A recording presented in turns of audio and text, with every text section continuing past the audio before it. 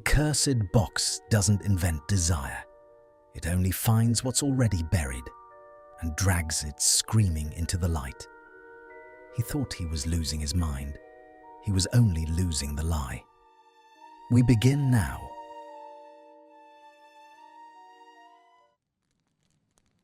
The dream did not announce itself the way nightmares did. There was no falling, no cold dread coiling in the gut, no familiar corridor of Malfoy Manor stretching into shadow. There was only warmth, the particular warmth of a body close to his own, and a sound that took him a long moment to identify as breathing that was not his. Draco Malfoy lay in that warmth and did not question it. That was the cruelty of it. In the logic of the dream, he had simply turned his head on the pillow and found her there, and the finding had seemed inevitable, ordained, as though the whole architecture of his life had been quietly assembling itself toward this single arrangement of limbs, and dark and quiet. Her hair was loose across the linen, that impossible mass of it, and one curl had caught at the corner of her mouth. He reached out. In the dream, his hand obeyed him without hesitation, without the lifetime of careful restraint that governed his waking gestures, and drew the curl away from her lips with one finger. She opened her eyes. Brown. Not the flat brown he might have summoned from memory if anyone had asked him to describe her, but a brown shot through with amber where the light caught it, warm as the inside of a held secret. She looked at him without surprise. She looked at him as though she had been waiting, as though his presence in her bed were the most ordinary fact in the world. And then she smiled, slow, certain, a smile he had never once seen on the real Hermione Granger's face and could not possibly have invented, and reached up to set her palm flat against his cheek. He woke. For a moment, the ceiling of his flat made no sense to him. The grey London light leaking through the curtains made no sense. His own heartbeat made no sense, slamming against his ribs as though he had run a great distance, and the sheets were twisted around his legs, damp at the small of his back, and the warmth that had been her, was already curdling into the ordinary chill of a bedroom at dawn. Draco sat up. He pressed the heels of both hands against his eyes until colour bloomed behind the lids, until the image of her broke apart into harmless fragments. A dream, he told himself. People dreamt of all manner of grotesque things. The mind, unsupervised, dredged up whatever debris had settled at the bottom of it. It meant nothing. It signified nothing. He had seen Granger perhaps 3 times in the past month, glimpsed across the marble of the atrium, or filing past in the lift with a sheaf of parchment clutched to her chest, and his sleeping mind had simply seized on a convenient face. It could as easily have been anyone. It had not been anyone. He stood too quickly, and the floor tilted under him.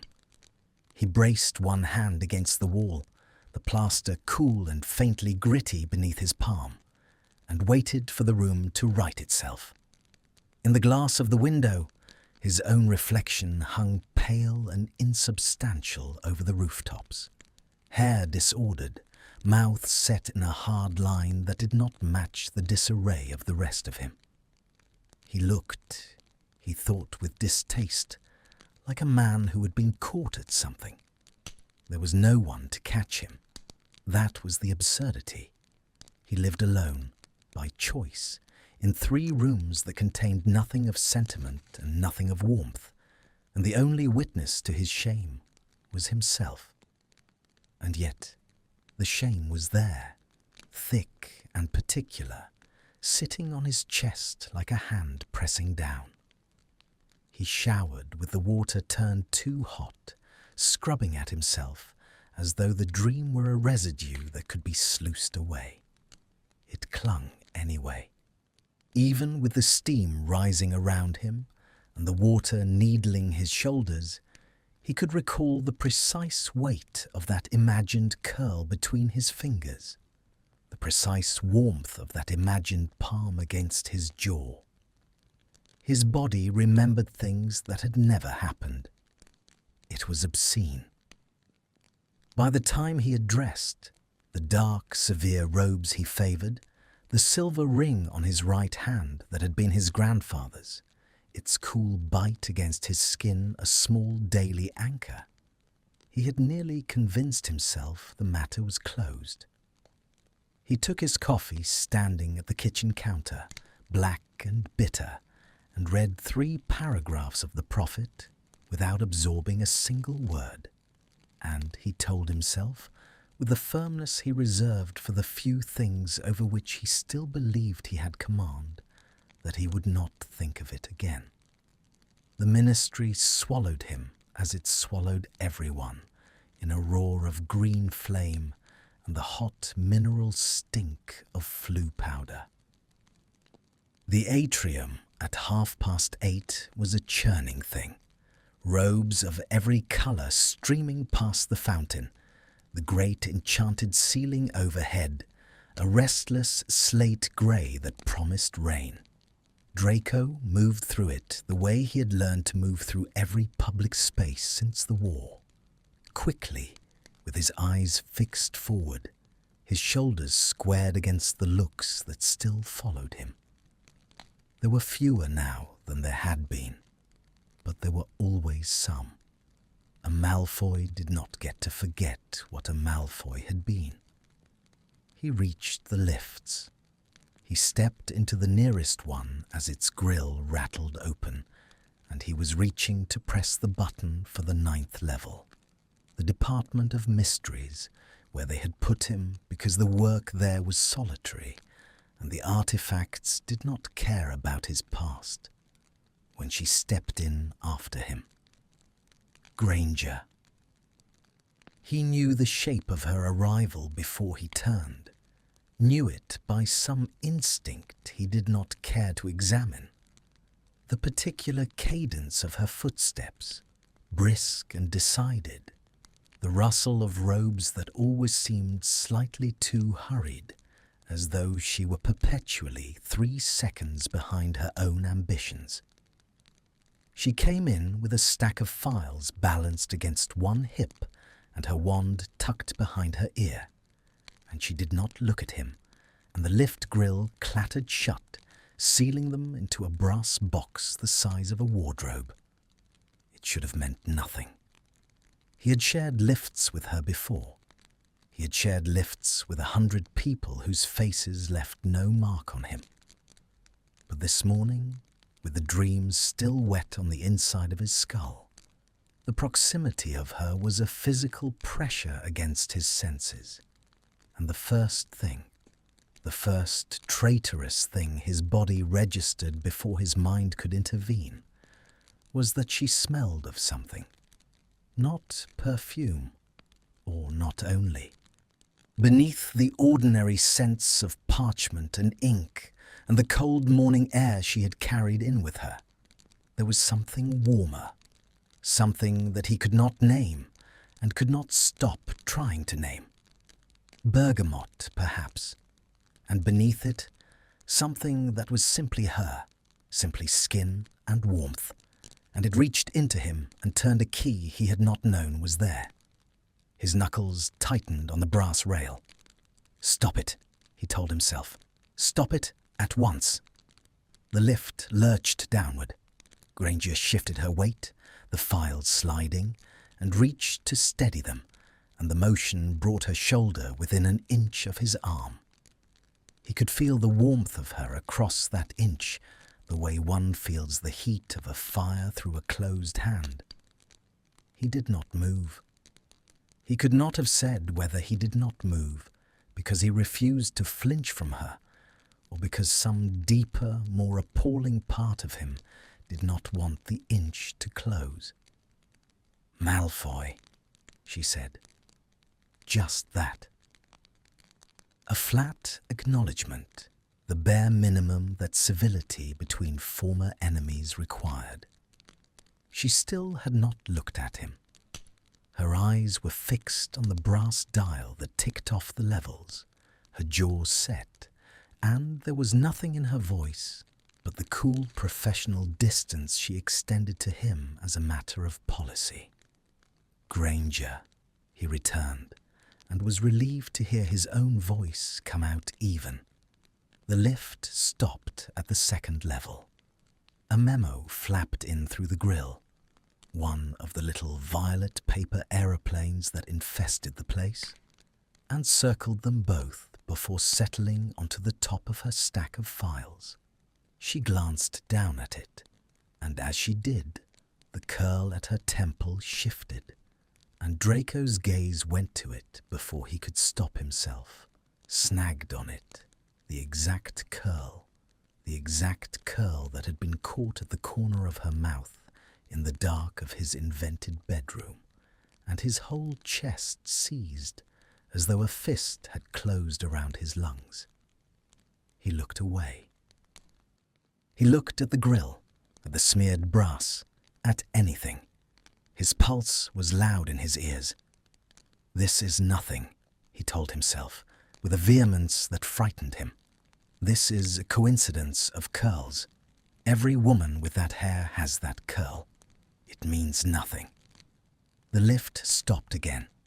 People came in, people went out, the brass box filling and emptying, and through it all she stood a foot away from him and breathed and did not know, could not know, that the man beside her had spent the night holding the dreamed weight of her and was now coming quietly, privately, apart.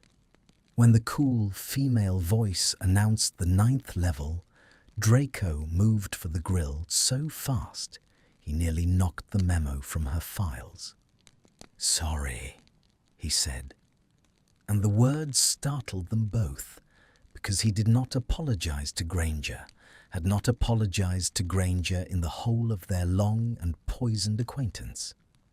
And her head turned at last, her amber-shot eyes finding his face for the first time since she had stepped into the lift. For a single suspended instant they looked at each other. He did not know what she saw. Something, perhaps. Some flicker of the thing that was loose in him, some wrongness in his pallor, or in the fixed intensity of his stare. Because a faint line appeared between her brows, the small crease of a clever woman registering a detail that did not fit her model of the world. Her lips parted as though she might ask. The grill rattled open behind him. Draco stepped backward out of the lift, out of the warmth and the scent and the unbearable nearness of her.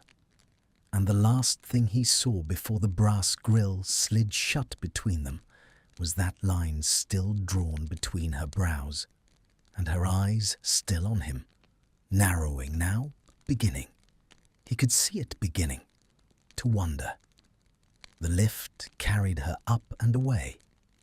Draco stood alone in the dim stone corridor of the 9th level, his heart going like a hammer, and pressed the cold silver of his grandfather's ring hard against his own mouth, and understood with a sick lurch of certainty that telling himself he would not think of her again had been the emptiest promise he had ever made.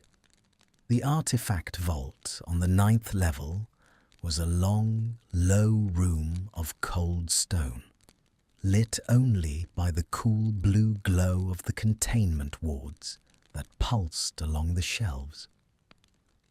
Draco spent his days here among objects that had been pulled from the wreckage of dead men's houses. Cursed mirrors, blades that wept, lockets that whispered to anyone foolish enough to lean close. It was work that suited him.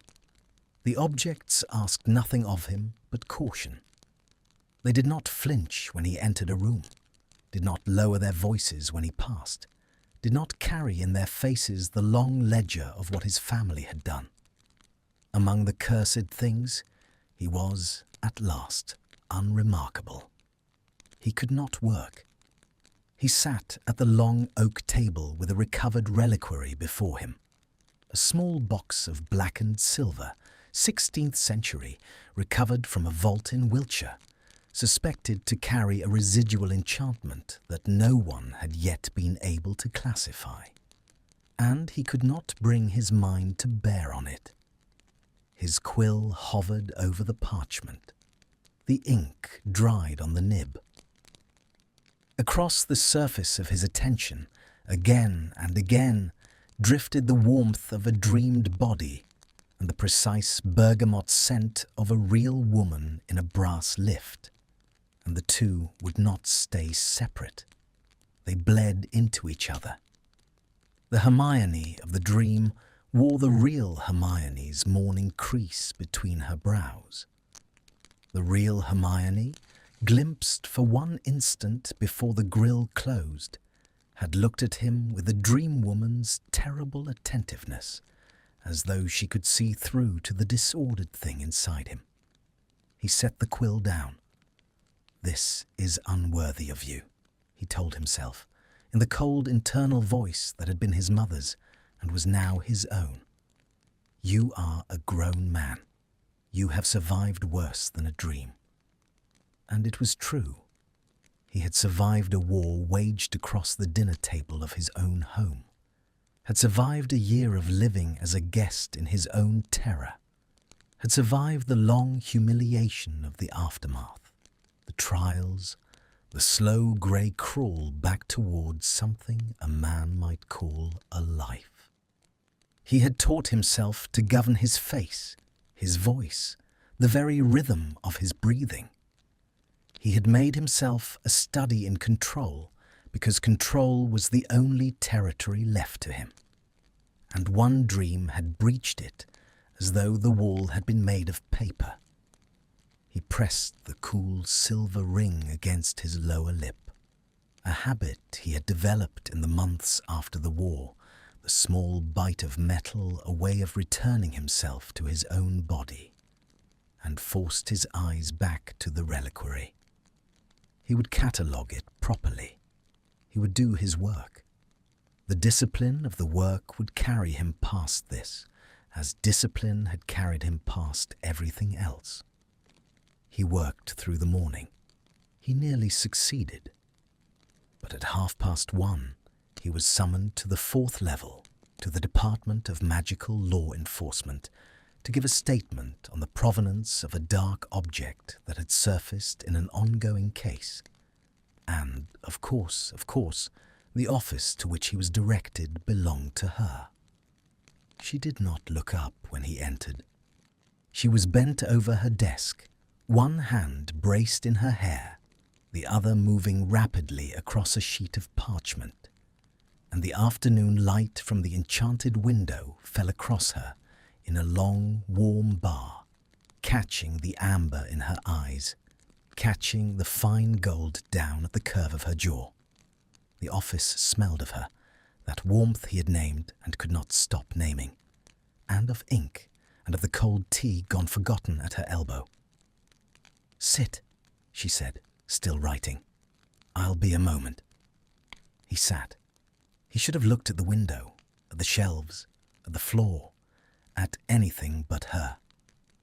Instead, he watched her hand move.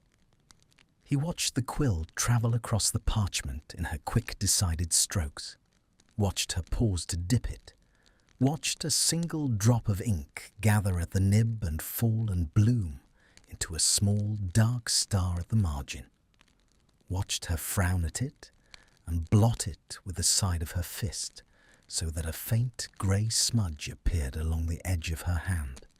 She did not notice the smudge. He noticed it. He noticed it as though it were the most significant fact in the room, the the small grey ghost of ink against the side of her hand, and something in his chest ached at the sight of it with an intensity that had no name and no business existing. "What is the matter with you?" he thought, with something close to panic now. He had despised this woman for the better part of a decade. He had called her things he could no longer say, even in the privacy of his own skull, without a hot wash of shame. He had stood in his own drawing room and watched her tortured on the floor and done nothing, frozen against the wall with his own cowardice closing his throat. And he had carried that frozen silence ever since, a stone he could not put down. There was no version of the world in which he had any right to the warmth he was feeling. There was no version of the world in which she would not be revolted to know of it. And still, he watched her hand. She finished. She set the quill down, looked up, and her face composed itself into the cool professional mask she kept for him. "Right," she said. "The Wiltshire reliquary. I need to confirm the chain of custody before we can use any of your findings in the Yaxley matter." She slid a sheet of parchment across the desk toward him. "If you'd just confirm these dates." He took the parchment. Their fingers did not touch. She withdrew her hand before his could near it, a small, efficient retreat that he registered like a slap. And he bent his head over the dates and confirmed them in a voice he kept flat by main force. "Good," she said. "Thank you." And then, as he was rising to go, she added in a different tone, a tone with the small crease between her brows audible in it.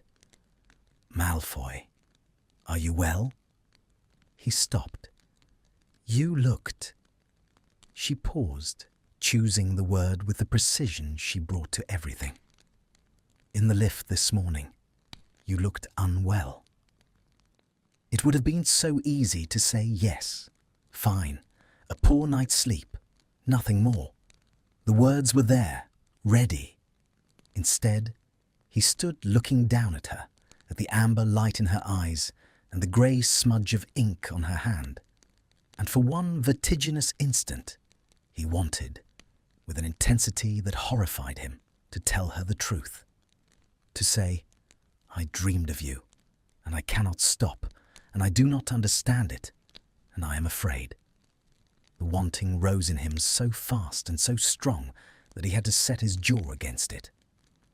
"I'm perfectly well," he said. She held his gaze a moment longer. The crease between her brows deepened. She was, he remembered too late, the cleverest witch of their generation, and cleverness was nothing more than the refusal to accept an answer that did not fit, and his answer plainly did not fit.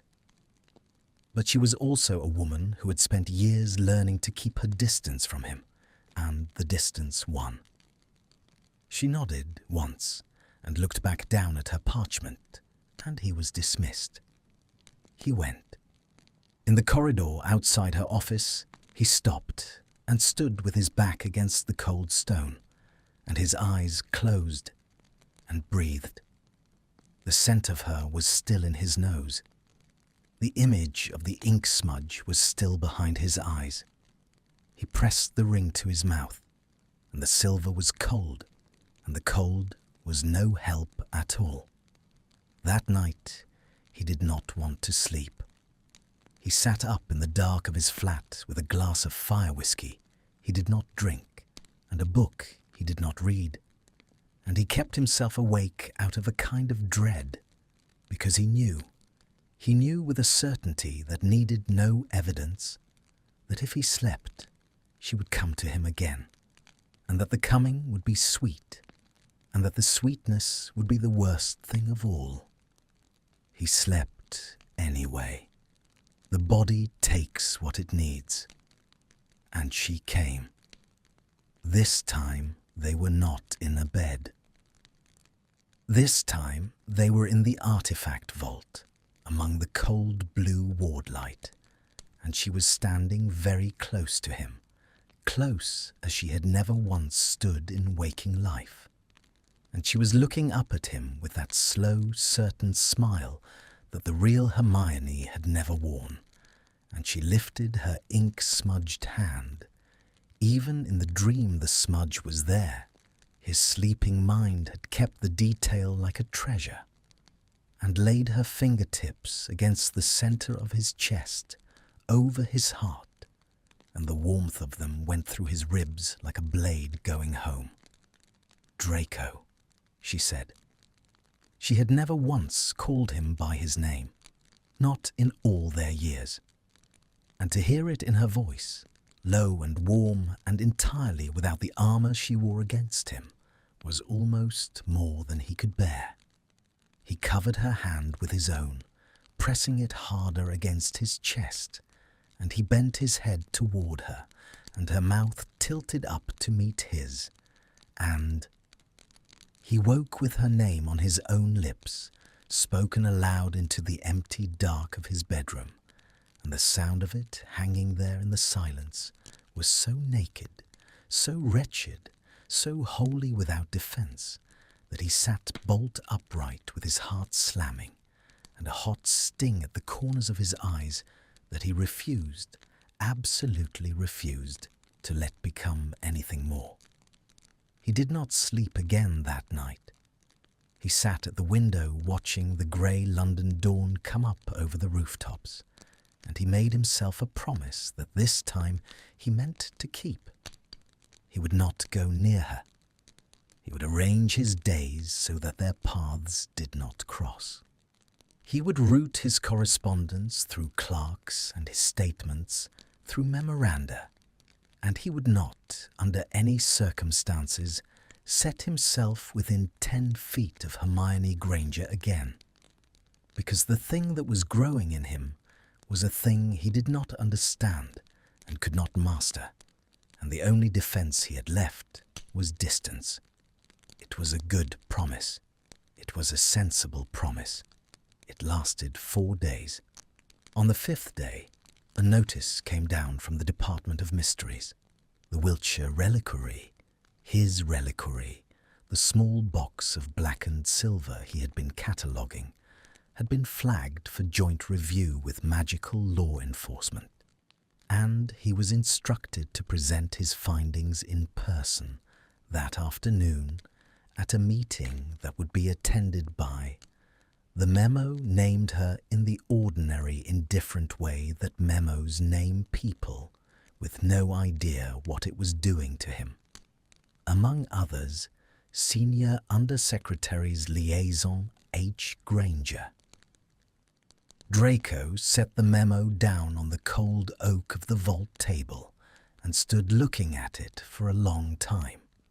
Across the room, the reliquary sat in its blue cradle of ward light, blackened and silent, and he had the sudden irrational sense that it was watching him, that it had been watching him all along. And he dismissed the thought as the product of too little sleep and too much dread.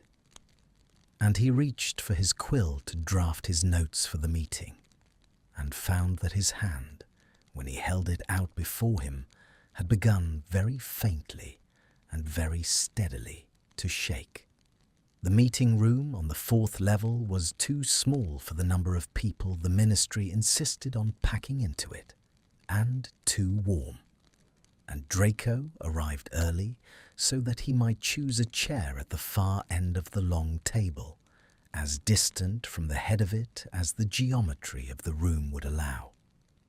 He laid out his notes with a care that had nothing to do with the notes and everything to do with keeping his hands occupied. The blackened reliquary sat before him in its containment case, a squat box of tarnished silver no larger than his 2 fists, and he found his eye drawn to it again and again with a faint unease he could not account for, as though some low sound were coming from it that he could hear without hearing. Then the door opened and she came in, and every other thought in his head went out like a snuffed candle. She had her hair pinned up today, severely, with a quill thrust through the knot of it, and the severity only made the loose curl at her temple more unbearable, the one strand that refused her discipline, and that his eyes went to with the helpless fidelity of a compass needle finding north. She took the chair at the head of the table. She did not look at him. She set down her files and opened her folder and uncapped her ink, and was, in every visible particular, a senior official preparing to chair a routine interdepartmental review. And Draco sat at the far end of the table, 8 feet away, and felt the 8 feet as though they were 8 inches, as though her warmth were reaching him across the whole length of the polished oak. The meeting began. People spoke. He heard almost none of it. When his turn came to present his findings on the reliquary, he rose and spoke from his notes in a voice that he was distantly grateful to find still functioning, and he was aware throughout of her eyes on him, for she did look at him now, attending to his report with that clever, fixed attention. And the awareness of her gaze was a heat against his skin that he had to fight not to flinch from. He spoke of provenance and of containment classifications, and of the residual enchantment he had not yet been able to identify. And all the while a second voice ran beneath the first, silent, helpless, saying her name. When he had finished, he sat. She made her notes. The meeting moved on, and Draco, lowering himself back into his chair, allowed himself one glance down the length of the table at her bent head and her busy quill and the grey smudge of ink that had reappeared, or perhaps never left, along the side of her hand. And the longing that went through him at the sight of it was so total, so far past anything he could name or master, that for one appalling instant he thought he might simply get up and go to her, there, in front of all of them, and put his mouth to that small grey ghost of ink as a man might kiss a relic. He did not. He gripped the cold silver ring on his hand until the band of it bit white into the flesh of his finger, and he stayed in his chair, and he stared at the grain of the table until the impulse passed, and no one saw, and no one knew, and the meeting ended, and the room emptied, and he was left sitting alone with the reliquary and the wreckage of his own self-command. It was in the corridor afterward that it happened. He had told himself he would let her go ahead, would wait until she was well clear before he left the room, would put the whole length of the 4th level corridor between them. But the meeting had run late, and the corridor, when he stepped out into it, was emptying fast, the day's business done, the torches in their brackets guttering low and throwing long, uncertain shadows across the cold flags. And she was there, only a little way ahead, walking briskly, her files clutched to her chest, her heels striking the stone in that quick, decided rhythm that he could have picked out from 1,000 others. And his feet carried him after her before his mind had given them leave. Granger. She turned. The corridor was vacant now, but for the two of them, the hollow echo of his own voice still hanging in the cold air, the torchlight catching the amber of her eyes and turning them briefly to something molten. She looked at him with a wariness that had sharpened in the days since the lift into something nearer to alarm. For she was clever. She had been watching him. She had marked the fixed intensity of his stare across the meeting table. And she took, he saw, one small step backward. "Malfoy, it's late. Was there something—" "I have to speak to you." His own voice did not sound like his own. It came out low and rough and too fast, the careful flatness he had maintained all afternoon shattering at the first private moment. "I have to." And he found he did not know how to finish it, did not know what he had to do, only that the 8 feet of the meeting table had been unbearable, and the 4 feet of the corridor was worse, and that some long-strained thread inside him was on the very point of giving way. "You're frightening me," she said, quietly, not a complaint, an observation, level and exact, the way she observed everything. "Step back, please." He did not step back. He stepped forward. He saw her hand go to her wand, saw the flicker of it, the trained instant readiness of a woman who had survived a war. And even that did not stop him. Nothing in him was answering to reason now. The scent of her was in the air between them. The warmth of her was an arm's length away, and the dreamed weight of her body, and the dreamed sound of his own name in her voice. And 4 sleepless nights of longing all rose up in him at once, and swept the last of his governance away like a tide taking a sandcastle. He reached for her. His hand found the curve of her jaw, the warm skin of it, the fine gold down he had watched in the afternoon light, and he bent toward her with his whole being narrowed to the single unbearable need to put his mouth to hers. "Malfoy, no." She wrenched her face aside. His lips grazed the corner of her mouth, the edge of her cheek, and she got a hand flat against his chest and shoved, hard, and stumbled back against the cold stone of the corridor wall, her wand up now, the tip of it pressed against the hollow of his throat. He stopped. He stood with the wood of her wand against his pulse, and his own breath ragged and loud in the vacant corridor. And he looked at her, at the wand, at the hand that held it not quite steady, at her face white and furious and frightened in the guttering torchlight. And the enormity of what he had done broke over him in a cold wave. He had attacked her. He had laid hands on her, on Hermione Granger, in a ministry corridor, exactly the thing his name had always promised her he would one day be. And the shame of it was so vast that it should have stopped his heart. It did not stop the wanting. That was the horror of it, the thing that would not let him simply collapse into his shame and let her go.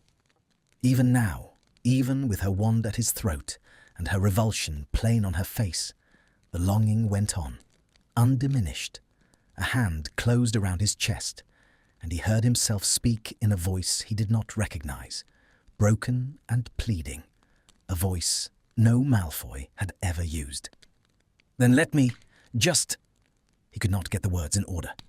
I'll not touch your mouth. I swear it. Only let me." His hand, still half raised between them, trembled in the air. "Your hand. Let me only your hand. Please." The word fell into the cold air of the corridor and lay there between them, naked, obscene, a thing he had never said to her in the whole of their lives. Please. He, a Malfoy, begging Hermione Granger for the favour of her hand as though it were water in a desert. He saw the shock of it cross her face, saw her fury falter, saw something else move in behind it. And he stood with his own hand shaking in the air and his eyes stinging, and every shred of his pride lying in pieces on the cold stone floor. And he could not stop, could not call the words back, did not want to. "Please," he said again, lower. And Hermione, pressed against the wall with her wand still levelled at his throat, went very still. He watched her looking at him. He watched the fury drain out of her face and something far more dangerous take its place. Not softening, not forgiveness, nothing so simple. Attention. The clever, cold, total attention of a woman who has just seen a detail that does not fit her model of the world and has begun, very fast, to rebuild the model around it. Her eyes moved over his face, over the fixed, dilated stare of him, the sweat at his temple, the trembling of the hand he still held out toward her, and the wand at his throat, lowered by a fraction, by an inch, not in mercy, but in calculation, as though she could not properly examine a thing she was busy threatening. "Malfoy," she said slowly. Her voice had changed. The fear was still in it, but there was something underneath the fear now, level and probing. "Your eyes. How long?" She stopped, started again. "How long have you been like this?" He could not answer. His throat had closed. He stood with his hand outstretched and shaking in the vacant, torchlit corridor, the silver ring cold and useless on his finger, and looked at her looking at him, and understood with a slow, sick lurch that she had seen something in his face that he himself had not dared to name, that the wrongness he had been drowning in for 5 days had a shape, had a cause, was visible from the outside as a stain is visible. And her wand hand lowered another inch, and her lips parted, and she drew a breath to ask him the thing she had begun to suspect, the thing that would change everything that came after. For a long moment, neither of them moved. The torches guttered in their brackets. Somewhere far down the corridor, a door closed and a key turned, and the small, ordinary sounds of the ministry shutting down for the night drifted to them as though from another world entirely. A world in which a man had not just laid hands on a woman against a stone wall. A world in which they were still merely two former enemies who kept a careful distance and exchanged cool surnames in lifts. That world was gone. Draco stood in the wreckage of it, with his hands still half raised and shaking, and he watched Hermione watch him, and he waited for the curse he was certain was coming. The hex, the alarm, the auras, the end of what little life he had managed to rebuild. It would be just. He had earned it. He almost longed for it. At least it would stop the wanting. But she did not curse him. She kept her wand levelled, the tip of it hovering now at his sternum rather than his throat, and her eyes moved over his face with that terrible clinical attention, cataloguing him the way he had catalogued the cursed objects in his vault, feature by feature, symptom by symptom, building toward a classification. "Step back," she said, slowly, against the far wall. He obeyed. It cost him more than she could know to put the width of the corridor between them, to surrender even that small nearness. But he made his feet carry him backward until the cold stone met his shoulder blades, and he stood there with his hands open at his sides to show her they were empty, and he breathed, and he waited. "Your hands are shaking," she said. "Yes." "How long?" "Since this morning. The worst of it. The shaking." He swallowed. His voice was steadier now, with the distance between them, though the longing had not abated by so much as a grain. "It began Sunday. The rest of it." "What rest of it?" "Sharp. Be precise." And because he was past pride now, past the capacity for evasion, because she had her wand on him, and the truth was the only currency he had left. He told her. Haltingly, with his eyes fixed on the flagstones, because he could not look at her while he said it. He told her about the dream. The first one, Sunday, the warmth and the curl and the impossible smile. And the days that followed, the helpless cataloguing of her, the scent of her in the lift, the ink smudge on her hand that he had carried about in his head like a holy thing, the sleepless nights, the dream that kept returning, the way his whole self had narrowed in 5 days to a single unbearable point. He left nothing out. He told her of the impulse at the meeting to cross the room and put his mouth to her hand in front of everyone. He told her, his voice cracking on it, that even now, even with her wand at his chest and her revulsion plain, the wanting had not stopped, would not stop, sat in him like a hand closed around his heart. The corridor was very quiet when he finished. He made himself look up. He expected disgust. He found instead that line drawn deep between her brows and her wand lowered to her side, and her head tilted in the unmistakable posture of a mind working at a problem at speed. "That isn't desire," she said. He flinched as though she had struck him. "No, listen to me." She took a step toward him and then checked herself, keeping her distance, but her voice had lost its fear entirely now. It was brisk, clipped, the voice of a woman who has identified the nature of the danger and is therefore no longer afraid of it. Desire doesn't work like that. It doesn't arrive whole overnight from a single dream. It doesn't make a man's hands shake. It doesn't override every instinct of self-preservation you have. And you do have them, Malfoy. You've spent years keeping your head down. I've watched you do it. You're the most carefully controlled person in this building, and you've just thrown all of it away in a corridor for the sake of touching my hand. She said it without cruelty, as a clinician recites a symptom. That isn't you. That's something acting on you. The word landed in him like a stone dropped into a still well. Something, he repeated. A compulsion. Her eyes had gone distant, scrolling through some inner library. Your eyes are dilated. Your hands shake. You describe an obsession that arrived fully formed and that contradicts your own will and your own interest. You describe fixation on a single object, on me, to the exclusion of self-preservation, of shame, of reason. She looked at him very directly. Malfoy, I think you've been cursed. He stood against the cold stone and let the words go through him, and the relief that came with them was so vast, so unexpected, that his knees nearly gave.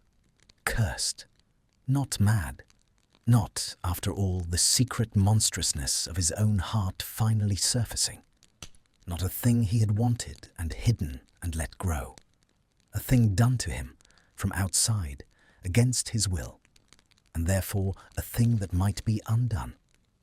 And then, hard on the heels of the relief, a darker thought, that even if it were a curse, the dreams had been so sweet, and her name in his mouth had felt so much like coming home, that some treacherous part of him did not want to be cured of it at all. He crushed the thought down. How, he said, how would I have been?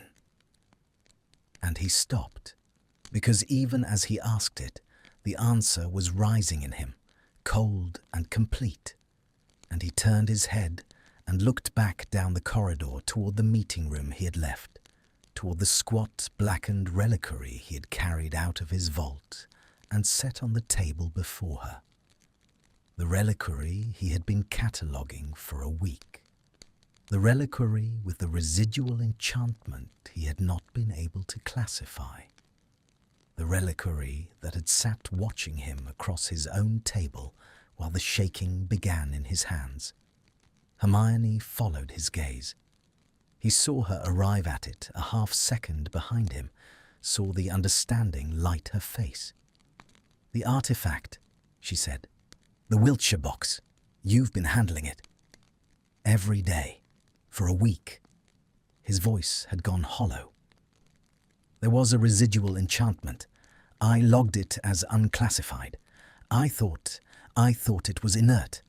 I handled it with the standard wards.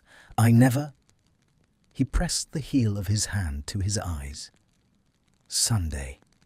The first dream was Sunday night. I'd opened the inner casing on Saturday afternoon.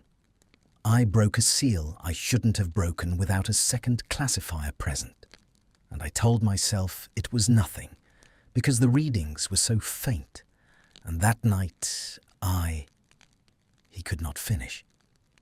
"And the first person you saw afterward," Hermione said slowly, working it through aloud. "The first significant, the first—" She stopped, and a faint colour rose in her face, and she pushed past it with the impatience she brought to anything that threatened to slow her down. An obsession curse. A binding. Some of the old ones latch onto the first living face the victim fixes on after the seal breaks. "You broke the seal Saturday. When did you next see me?" "The lift," he said. "Monday morning. The lift was the first." He stopped. "No, Sunday night, in a dream. You were already—" The horror of it crawled up his spine. "It had already chosen you before I ever saw you waking. It put you in the dream first." "Then it didn't choose me from the lift," she said, frowning. "That doesn't fit. If it binds to the first face scene, there must have been someone, Sunday after the seal, before you slept." She shook her head, setting the inconsistency aside with visible effort, a loose thread she would return to. "Never mind the mechanism for now. The point is that you're carrying an active binding curse. You've been carrying it for 5 days.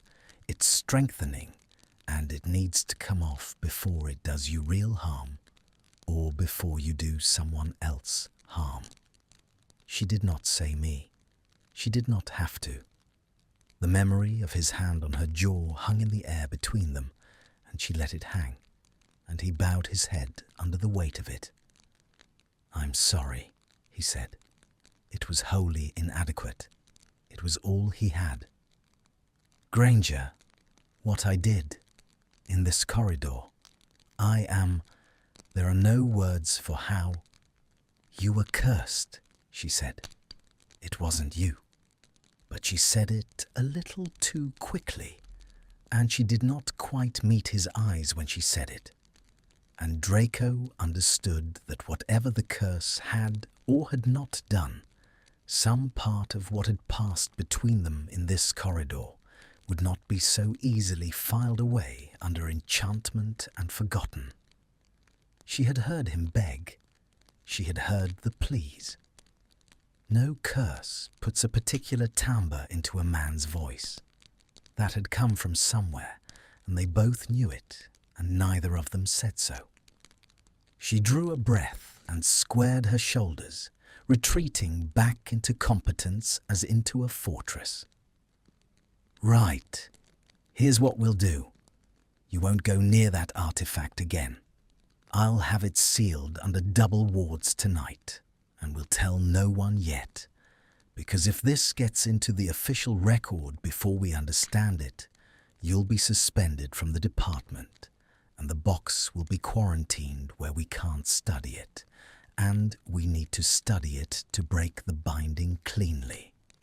She was already moving, gathering her files from where she'd dropped them, brisk and decided. "I have access to the restricted curse-breaking archives on level 2. Come in early tomorrow, 6 o'clock before the crowds." We'll work the diagnosis together and identify the counter-ritual. You'd do that, he said. For me. She stopped, halfway turned toward the corridor's end, her files against her chest, and looked back at him across the guttering torchlight. And for a moment, the briskness wavered, and something more complicated moved behind her eyes. Wariness, yes, and the lingering fright, but also a kind of fierce, reluctant honesty that he had always, even in the years of hating her, been forced to respect. I'm not doing it for you, she said. I'm doing it because there's a cursed object loose in this ministry that nearly turned a controlled man into something dangerous in the space of 5 days, and I want to understand it before it gets near anyone else. She paused. And because no one, not even you, Malfoy, should have to want something against their own will. That's not desire. That's a cage. I'd not wish it on my worst enemy. And am I that? He wanted to ask. Still your worst enemy? But he did not, because he was afraid of the answer, and because she had already turned and was walking away from him down the long, cold corridor, her heels striking the stone in that quick, decided rhythm. And he stood against the wall and watched her go, and the curse in him strained after her like a dog against a leash. And beneath the curse, quieter, steadier, something else strained after her too, something that did not feel like a cage at all. And he stood very still and did not let himself examine which of the two it was that hurt the more to watch her leave. At 6 o'clock, the ministry was a different country. The atrium stood empty and echoing, the great fountain silenced for the night cycle, the enchanted ceiling overhead a deep pre-dawn indigo through which a single charmed star drifted on its slow orbit. Draco's footsteps rang too loud across the marble. He had not slept, had not dared to sleep, and the sleeplessness had hollowed him out so that he moved through the vast, quiet space like a man made of paper, the curse a low, constant pressure behind his eyes, the silver ring cold against the fevered skin of his hand. She was already on level 2 when the lift let him out, already seated at a long reading table in the curse-breaking archive, with 3 enormous volumes open before her and a 4th in her lap, a single lamp throwing a warm pool of light across the parchment and across her face, and leaving the rest of the long room in shadow. She had not pinned her hair this morning. It was loose, and that nearly undid him. He stopped in the doorway and gripped the frame and made himself breathe before he trusted his feet to carry him to the table. "You came," she said, not looking up. "You doubted I would." "No." She turned a page. "Sit. Not there. Across from me. Keep the table between us." She said it without unkindness, a simple precaution, and he understood it and obeyed it, and sat across the breadth of the oak table from her, as far as the lamplight allowed, and folded his shaking hands together on the wood to still them. For a time there was no sound but the turning of pages and the scratch of her quill. She had been at it for an hour already, he saw.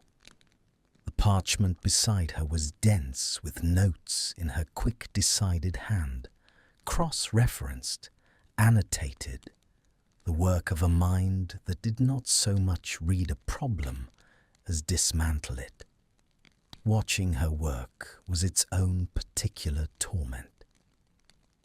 The curse made him want to touch her, but underneath the curse, in the part of him he was beginning to be unable to deny, something quieter wanted only to watch her think, to sit in the lamplight across a table from this fierce, relentless intelligence and be near it.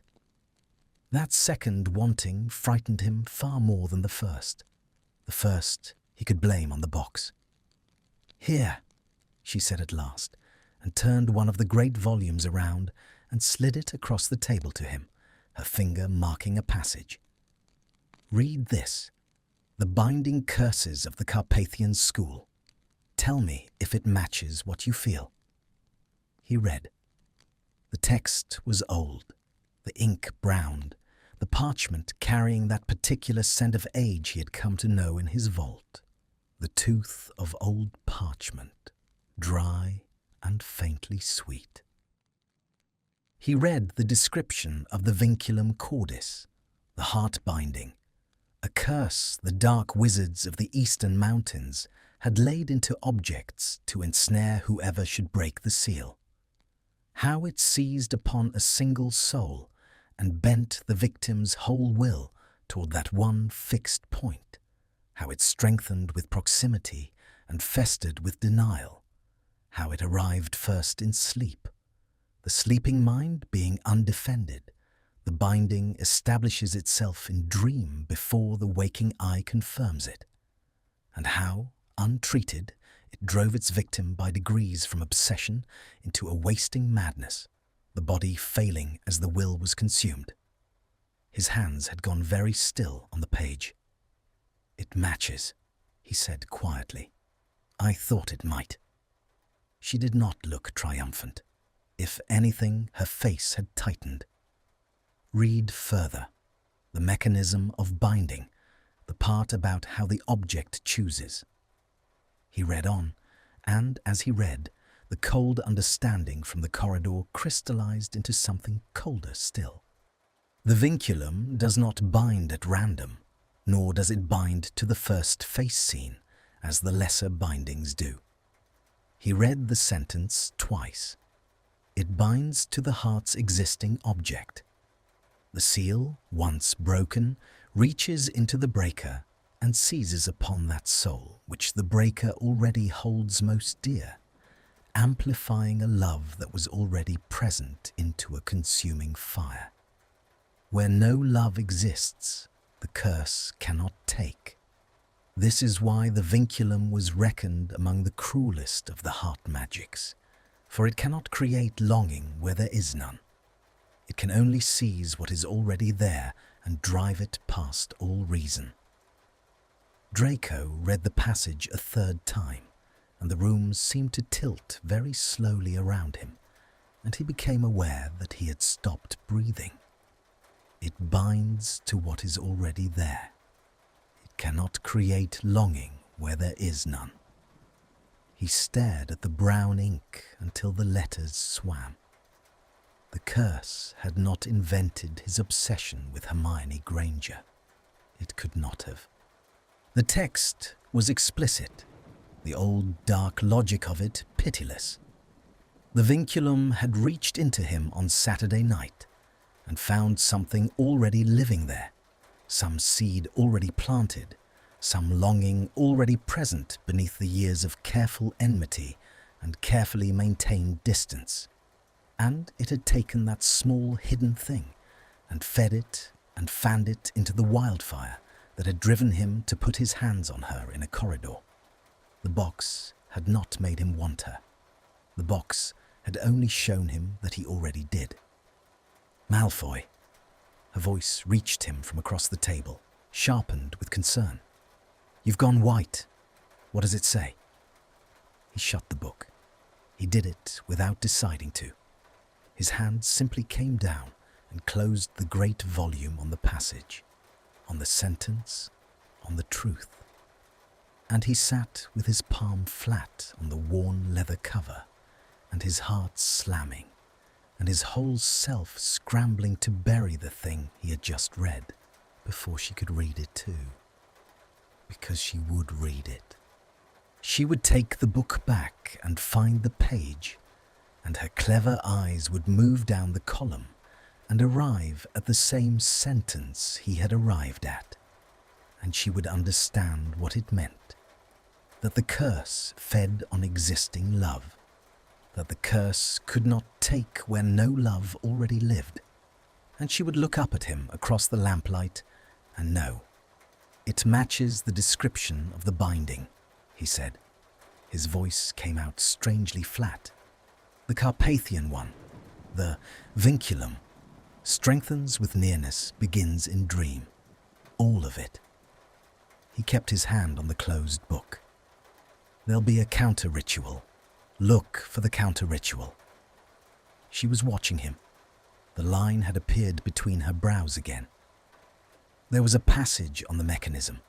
I want to confirm how it selected its... It doesn't matter how it's selected. He heard the harshness in his own voice and could not soften it. Harshness was the only thing holding the panic down. It's selected. The point is to break it. Find the counter-ritual, Granger. That's what we came for. For a moment, he thought she would insist. She had every right to. It was her department, her archive, her risk, and the mechanism of a curse mattered enormously to a curse-breaker, mattered perhaps more than the cure. He watched her weigh it. He watched her clever eyes move from his face to the closed book under his hand and back again. And he saw her register that he did not want her to open it. And he saw her file that away too. Another loose thread, another detail that did not fit in the growing collection she was keeping of him. But she let it go, for now. All right, she said slowly. The counter-ritual. And she drew the 4th volume out of her lap and bent over it. And the moment passed, and Draco let out a breath he had not known he was holding, and took his hand at last from the cover of the book that held the thing he could not let her see. They worked. The pre-dawn indigo beyond the enchanted windows paled by slow degrees toward grey. She found the counter-ritual at last in the 4th volume, a rite of severance, the old Carpathian remedy by which the binding might be drawn out of the victim and back into the object that had cast it, there to be sealed anew. She read the requirements aloud, her quill moving as she translated the archaic phrasing. It required the object and the victim in proximity. It required a circle of containment cast in salt and silver. It required the severing incantations spoken by a second wizard, since the victim's own will was compromised and could not be trusted to perform it. And it required... Here her voice slowed, and she read the line twice to be sure of it. It required that the victim hold in mind, throughout the rite, the true face of the binding's object, fixing upon it clearly, so that the severance had something to cut cleanly against. You'll have to think of me, she said, while I sever it. Hold me clearly in your mind, the whole time. A faint colour had come into her face again, and she pressed on past it in her brisk way. It's a focusing mechanism. The severance needs a clear target, or it can tear something it shouldn't. So you'll fix on the object of the binding, on me, and I'll speak the incantation. She set down her quill. Can you do that? Hold steady with me in your mind while I cut it out of you?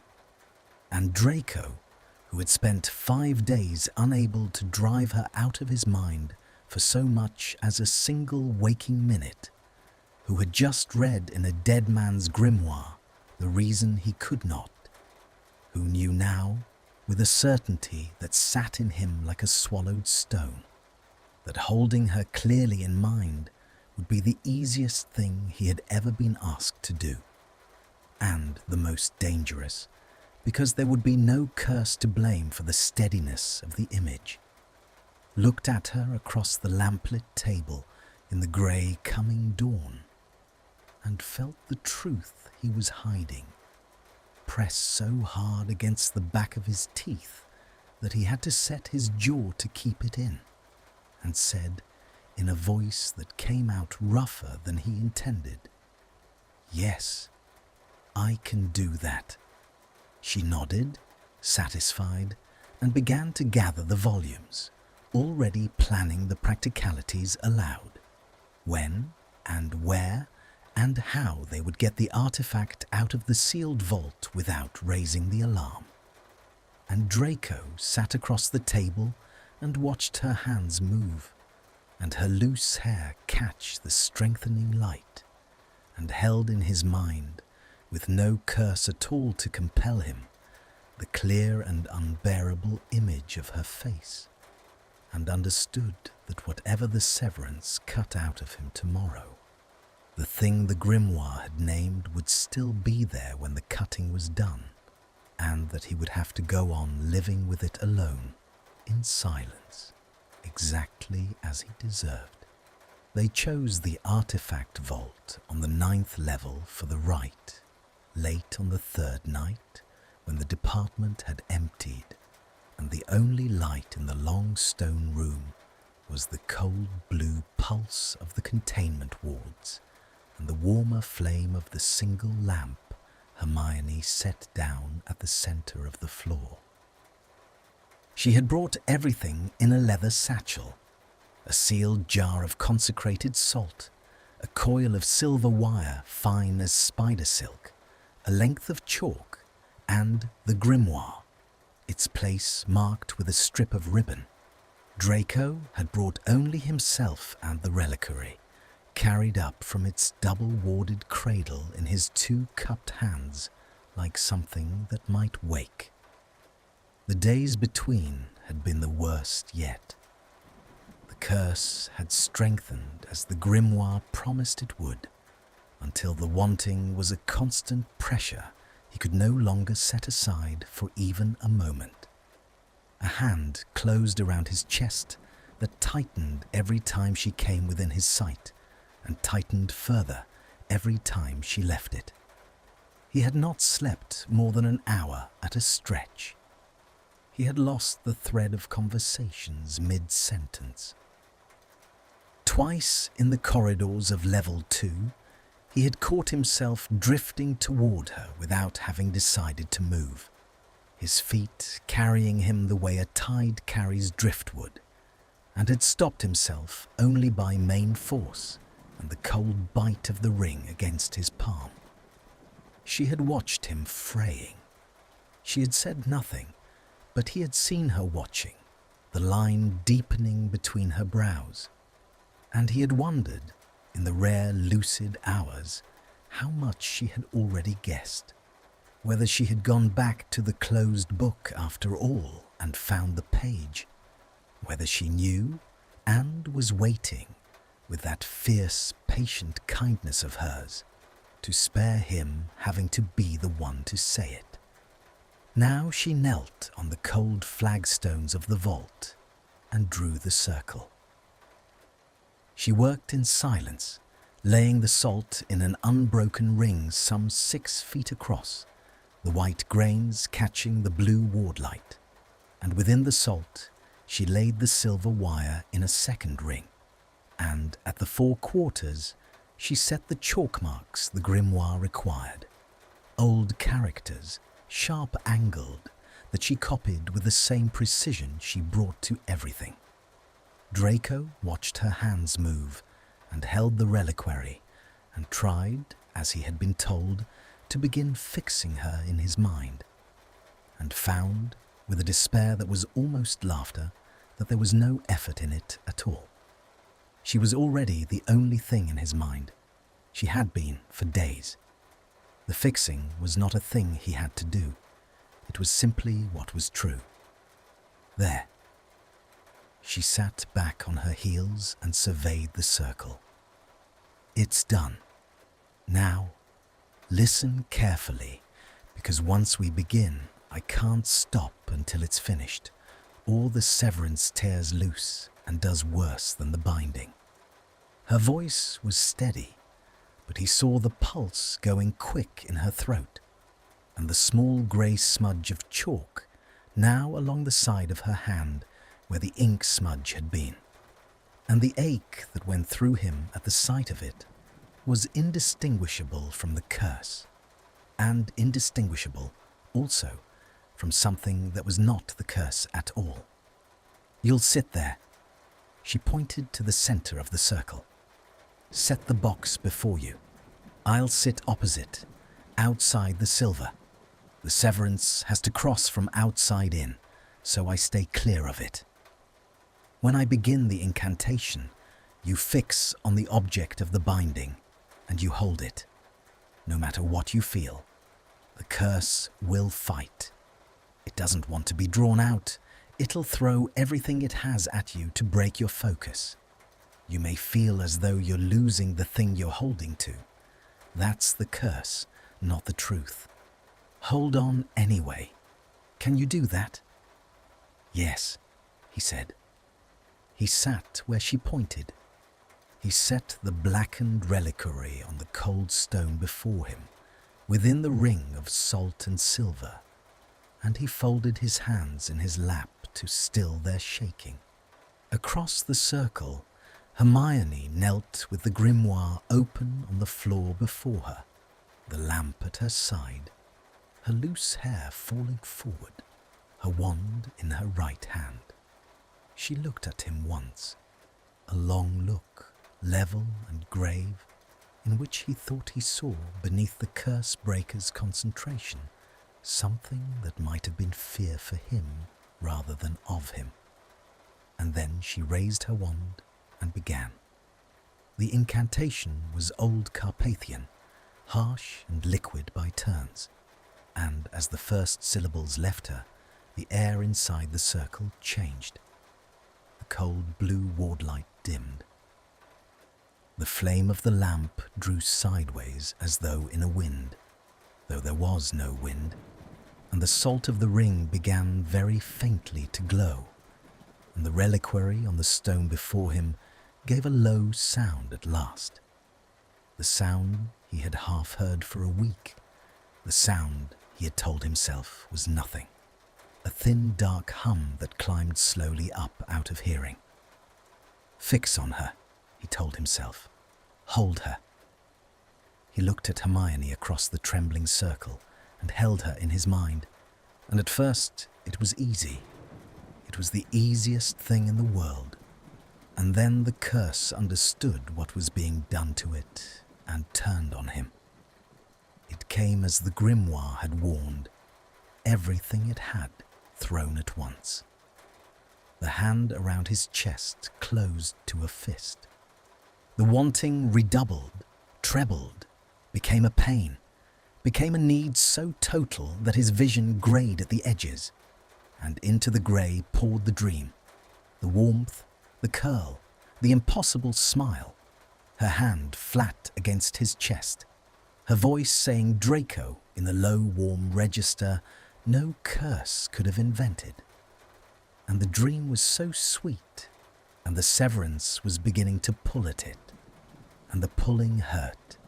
It hurt the way a wound hurts when the blade is drawn back out, and every animal instinct in him screamed to break his focus, to fling the box away, to lunge across the salt and the silver and seize her, and never let the severance touch the precious, unbearable thing it was trying to cut. He gripped his own knees until his nails bit through the fabric. Hold on anyway.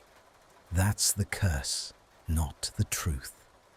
But here was the thing she did not know, the thing he had read in the closed book and hidden, the thing that made the holding on 100 times harder than she had any reason to think. The severance was reaching into him to cut out the binding, and the binding was tangled, root and branch, around a thing that was not the binding, around the small true seed the curse had found and fed, the thing that had been there before Saturday and would be there after tonight.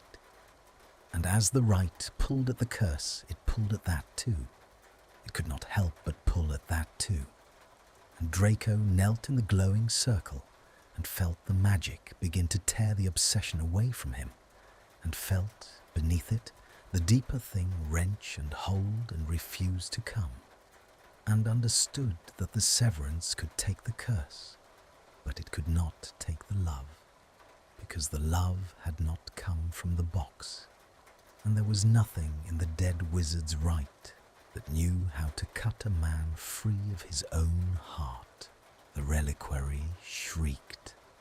It was a sound at the very top of hearing, and beyond it, a sound he felt in his teeth and behind his eyes, and the blackened silver of it glowed sudden and white-hot on the stone before him, and the salt ring blazed up, and across the circle Hermione's voice rose over the shriek, relentless, the harsh liquid syllables hammering down one after another, her face fierce in the white glare, her wand arm shaking with the effort and not faltering, not for an instant faltering. And Draco held her in his mind, and held her in his eyes, and held on, held on, held on, as the curse tore loose from him, strand by burning strand, and rushed back across the silver wire toward the screaming box. The pain of it was indescribable. It was the dream being ripped out of him by the roots. It was every sweet, imagined thing. Her warmth, her curl, her voice saying his name, torn away and stuffed back into the blackened silver where it had come from. And he heard himself cry out, a raw, broken sound in the roaring dark, and still he did not break his focus. Still he held her face before his mind, because she had told him to hold on, and he would have held on through anything she asked. And then, with a final shriek that climbed past hearing and vanished, it was done. The white glare died. The reliquary went dark and silent on the cold stone, inert, sealed, the dark hum gone out of it as though it had never been. The salt ring's glow faded to nothing. The lamp flame stood up straight again, and Draco knelt in the sudden, ordinary blue wardlight, with his ears ringing and his face wet, and his whole body shaking like a man pulled from freezing water, and felt, for the first time in 5 days, the hand around his chest open and let go. The curse was gone. He knew it at once, the way one knows the cessation of a long pain. The frantic pressure, the helpless tidal pull, the constant strain after her. Gone, lifted clean away, drawn back into the dark box on the stone. He could breathe. For the first time in 5 days, he could draw a full breath without it catching on the need of her, and the relief of it was so enormous that he bent forward over his own knees and simply breathed in and out, a free man. And then, into the ringing silence, he made himself take stock of what remained. Because something remained. He had known it would. He sat hunched in the dead circle and turned his attention inward, past the place where the curse had been, down to the small true seed it had found and fed, and that the severance had pulled at and failed to take. And it was still there. Quieter now, without the curse's wildfire roaring around it. Smaller, but unmistakably, undeniably there. The warmth that rose in him when he looked at her, the ache at the sight of chalk dust on the side of her hand, the steady, helpless gladness of being near her that had never once felt like a cage. The curse was gone, and that had stayed, exactly as the grimoire had promised, because it had never been the curse at all. Malfoy. Her voice low and urgent. She had come round the dead circle to him, broken her own rule, crossed to where he knelt, and was crouched before him with her hand hovering near his shoulder, not quite touching, her face stripped of the curse-breaker's mask, and naked with worry. Draco. Is it... can you tell... is it gone? She had called him by his name, not in a dream. Here, in the cold vault, in her own waking voice, low and warm and frightened for him, Draco, and the sound of it went through the small true thing in his chest like a blade going home, exactly as it had in the dream, except that there was no curse now to blame for what it did to him. And he raised his head and looked at her, crouched there an arm's length away with her loose hair and her chalk-smudged hand, and her dark eyes shining with concern in the blue light, and the truth pressed so hard against the back of his teeth that he could taste it, and he opened his mouth and found he had not yet decided, would not in that suspended instant let himself know whether the word that came out would be the lie that set them both free, or the truth that would cost him everything he had just been given back. "It's gone," he said. The lie came out quietly, and it was not wholly a lie. The curse was gone. That part was true. And he watched it land, watched the worry drain out of her face, and a fierce, bright relief flood in to replace it. And he hated himself for the gladness it gave him to be the cause of that relief. And he said nothing of the rest. Nothing of the small, true thing the severance had failed to take. He let her believe the right had cleaned him out entire. It was the kindest lie he knew how to tell, and the most cowardly. And he told it looking straight into her eyes so that she would not doubt it. "You're certain?" She had sat back on her heels, but she was still close, closer than she had let herself be in days, and the chalk dust was on the side of her hand, and the lamp flame caught the amber in her eyes. "The pull, the wanting, it's lifted?" "Lifted," he said. "Entirely. I can—" He drew a slow, demonstrative breath. "I can breathe. There's nothing pulling at me. It's as though a weight's been taken off my chest. All true, every word of it true, and every word a wall built to hide the things standing quiet behind it. You did it, Granger. You cut it out clean." And she smiled.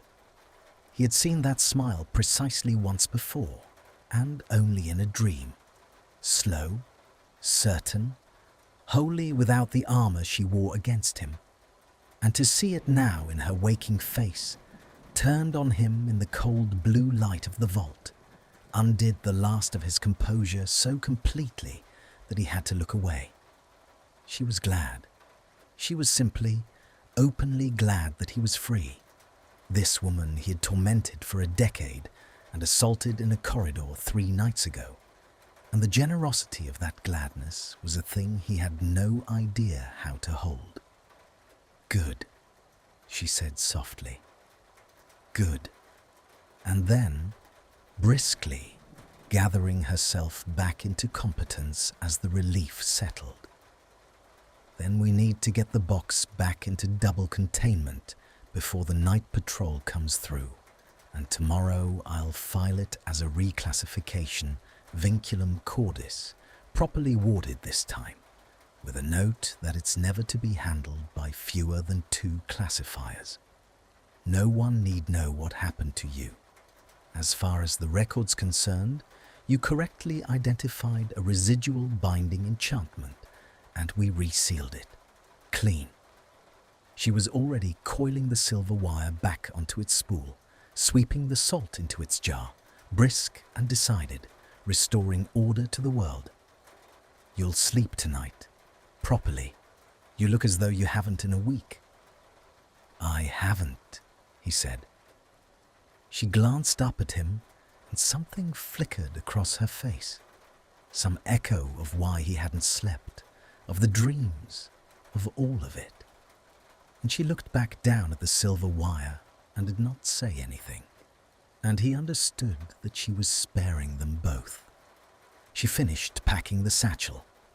He lifted the dead reliquary and carried it back to its cradle and watched the double wards close over it, blue light folding upon blue light, and felt nothing when he looked at it now. No hum, no pull, only the ordinary distaste he felt for any cursed thing. It was over. The thing that had nearly destroyed him sat sealed on its shelf, and he was free of it, and tomorrow the world would go back to what it had been. Except that it would not. He knew that it would not. They walked out together through the empty department, up through the silent atrium where the single charmed star drifted across the indigo ceiling, and at the great fireplaces they stopped, because this was where their paths diverged, she to her own hearth, he to his. And they stood for a moment in the vast quiet under the drifting star, and neither of them moved to leave. "Granger," he said, "what you did, coming in at 6 a.m, reading half the restricted archive. Performing a severance you'd never done before, on me, of all the people in the world you owed nothing." He stopped. The gratitude was too large for the words available to it. "I don't know how to thank you." "You don't have to." She shifted the satchel on her shoulder. "I told you why I did it. There was a dangerous object loose, and—" "No," he said. "That's why you started. It's not why you stayed." He held her eyes. "You could have handed the diagnosis to your department and let them take the box and suspend me and break the curse the official way, and you'd have been within your rights, and it would have been safer for you. You didn't. You did it yourself in secret to keep my name off a record that would have ruined what little I've rebuilt. That wasn't about the box." His voice had gone low. "That was about me, and I don't understand why you'd spend that kindness on a man who's never once earned it from you." She was quiet for a long moment. The star drifted overhead.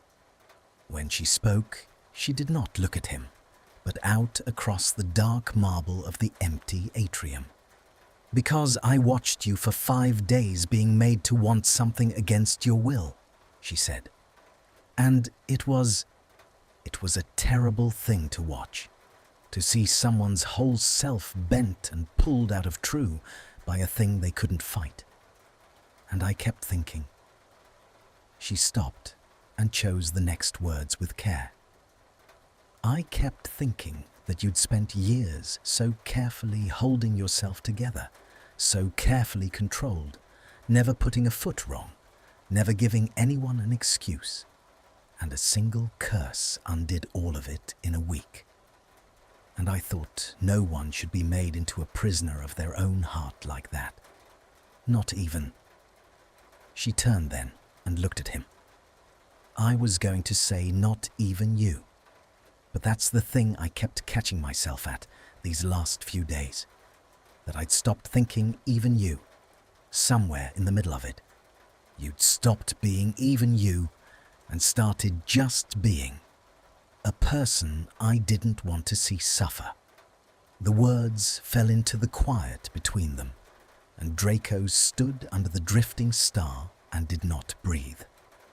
She seemed to hear them too, after she'd said them, and a faint colour came up in her face, and she shifted the satchel again and looked away. "Anyway, it's done. You're free. Get some sleep, Malfoy." And she turned toward her fireplace and reached for the flu powder, and the moment was about to close. "Hermione." He had never once called her by her given name, not in a dream. In the dreams he had never spoken her name at all. It was she who had said his. And not in waking life, not in all the long poisoned years. It came out of him now without his deciding it, the way the truth comes out when the will that has been holding it down finally tires. And she went very still with her hand in the flu powder and turned back to look at him. He did not know what he meant to say. He only knew that the small, true thing in his chest, freed now of the curse's roaring camouflage, was standing exposed and unbearable in the silence, and that she had just told him she no longer thought even you, and that the distance between them under the drifting star had become a thing he could feel against his skin like a held breath. He took a step toward her. He saw her not step back. He saw her chin lift, her dark eyes find his and hold them, wary still but not retreating. And he understood with a slow turning of his heart that whatever this was, whatever had begun to grow in this strange, terrible week, it was not only growing in him. "Don't say it's the curse," she said quietly before he could speak. "Whatever you're about to..." Her hand had come out of the flu powder. "The curse is gone. You said it yourself. So if you're about to tell me..." She stopped. The color was high in her face now. "I need to know it isn't the box talking. I couldn't bear it if it were the box." "It isn't the box," he said. And it wasn't. That was the whole terrible truth of it. The truth he had hidden in the closed grimoire.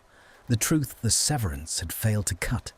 The truth standing naked between them now in the quiet of the empty atrium. It had never been the box. The box had only found what was already there and set it alight.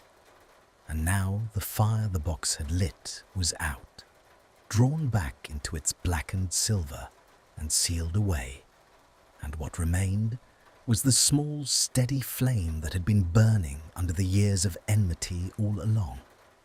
The flame the curse had found because it was already lit.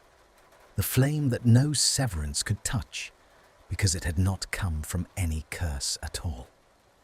He could not say all of that. Not yet. Not standing in the atrium at 3 a.m. with the night patrol due any minute and her hand only just out of the flu powder.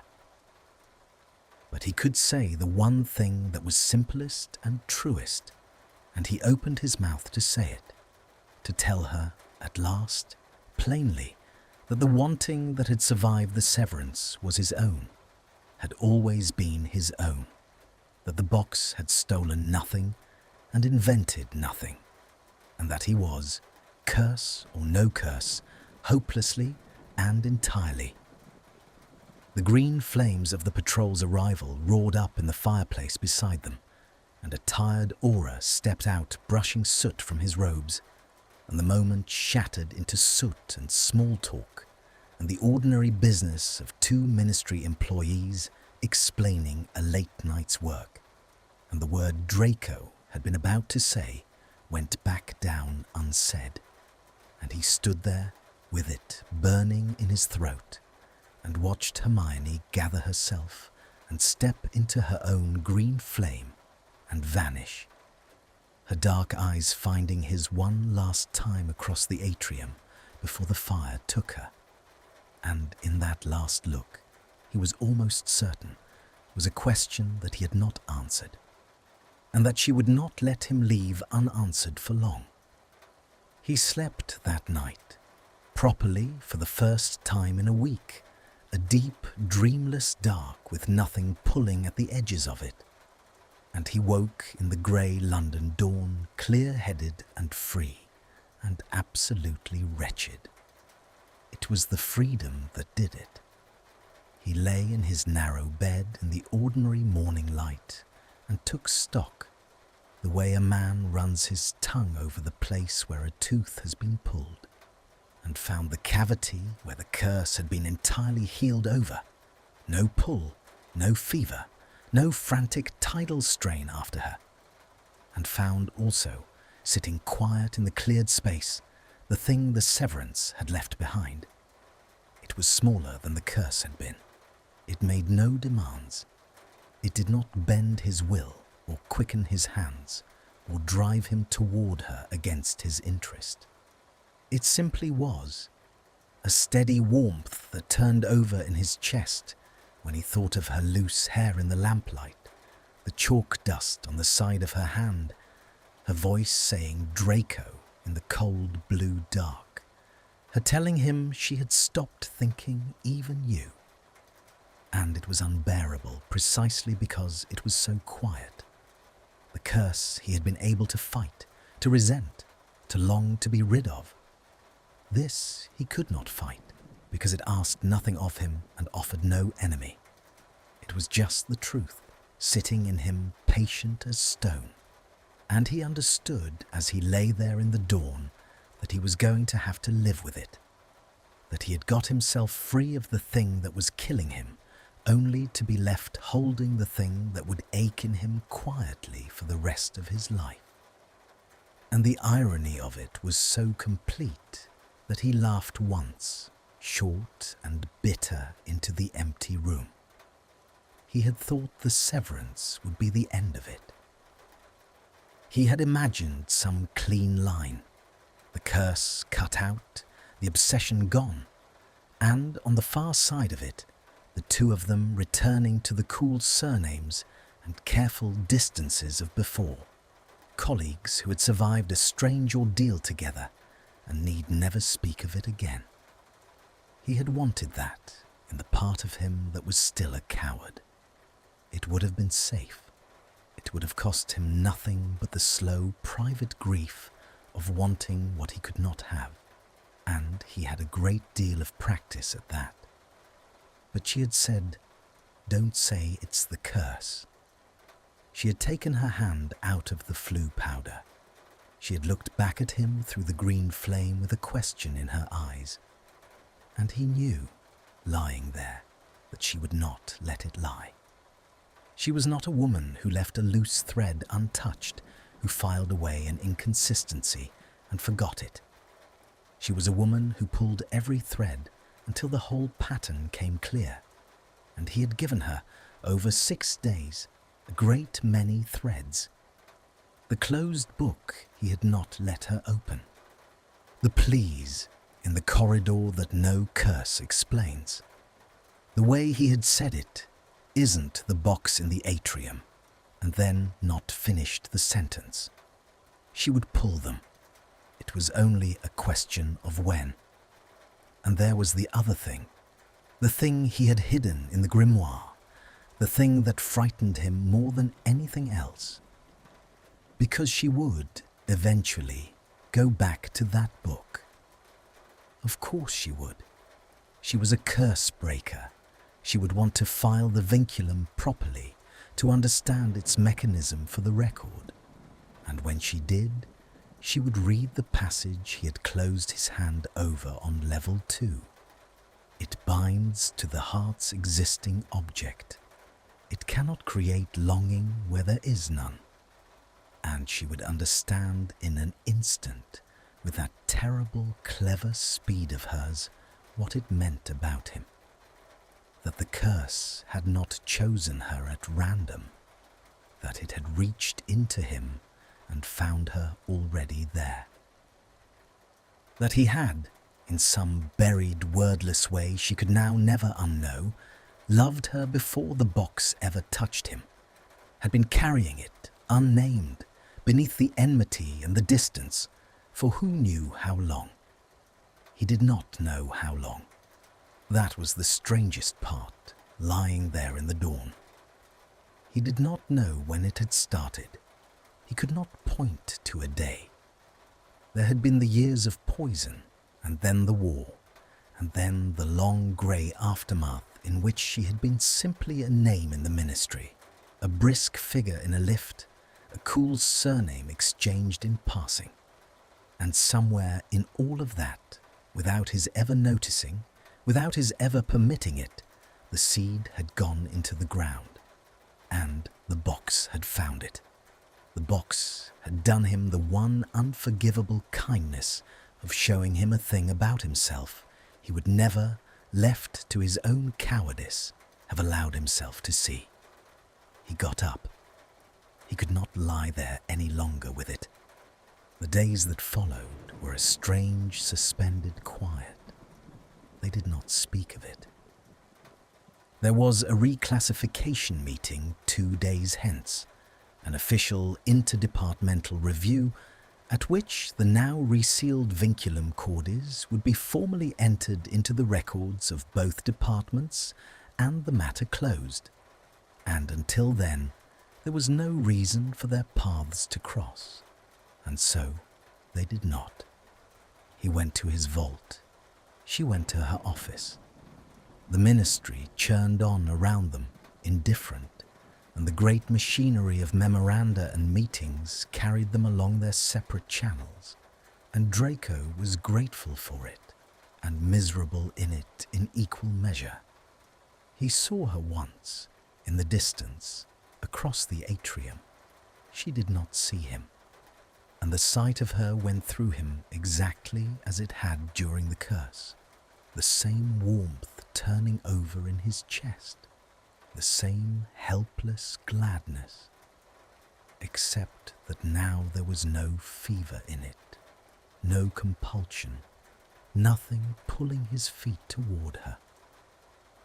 He simply stood at the edge of the marble and watched her cross it with her quick, decided stride and her files against her chest, and let himself feel it, the quiet, steady ache of it, because there was no longer any curse to hide behind, and no longer any reason to pretend to himself that it was anything other than what it was.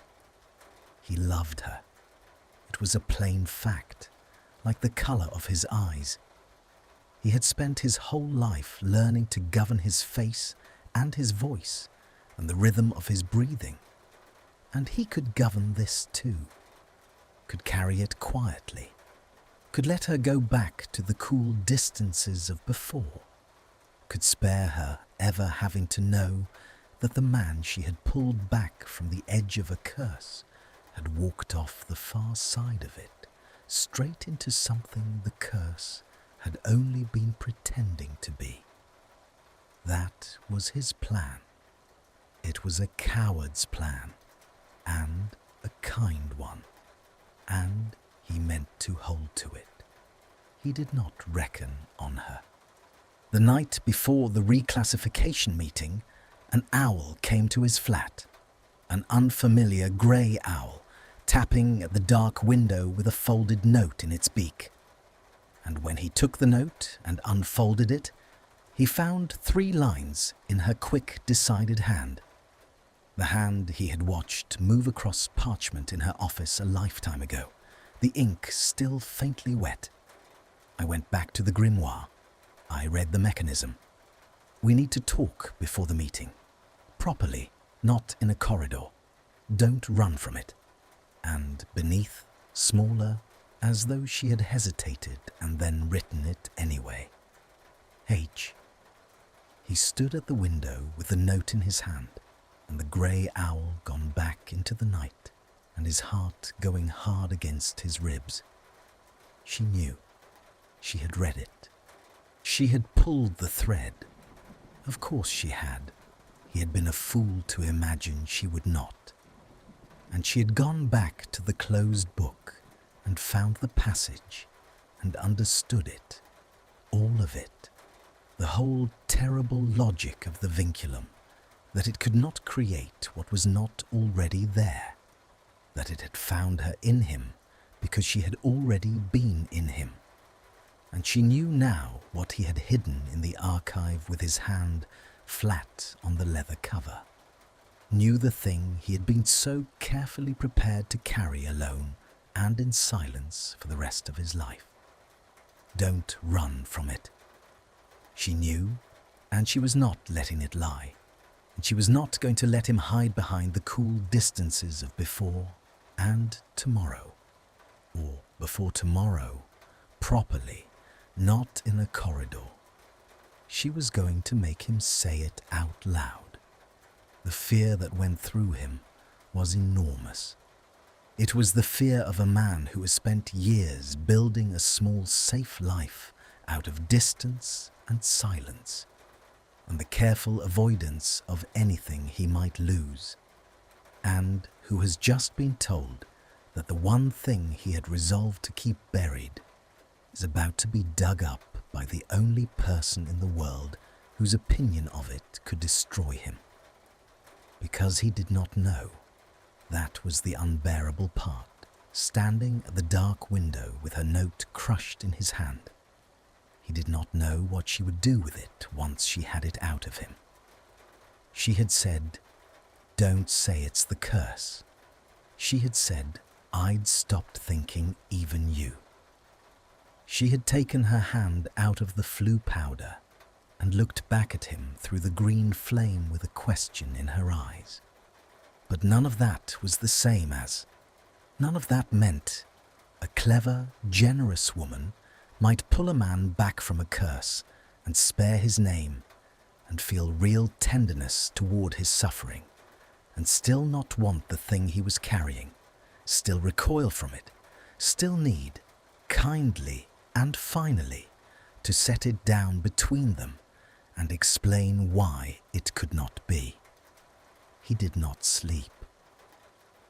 He sat up in the dark with her 3 lines on the table before him and rehearsed, uselessly, what he might say, and unsaid it, and rehearsed it again.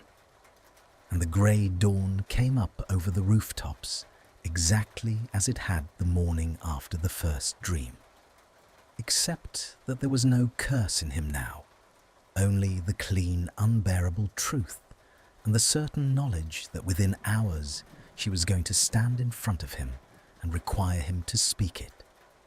And he rose and dressed and put on his grandfather's ring, its cold bite against his skin the only steadiness he had, and went to meet her with no idea in the world whether he was walking toward the worst moment of his life or the only thing he had ever truly wanted. And the not knowing was a weight he carried with him the whole long way down into the ministry's depths. She had asked to meet before the meeting, and so he came early again to the same archive on level 2 where it had begun, where the long reading tables stood empty in the lamplight, and the great curse-breaking volumes slept on their shelves, and the air carried that dry, sweet tooth of old parchment he would now associate, for the rest of his life, with her. She was there before him. Of course she was. She stood at the far end of the room with the grimoire open on the table before her, marked at the page he had closed his hand over.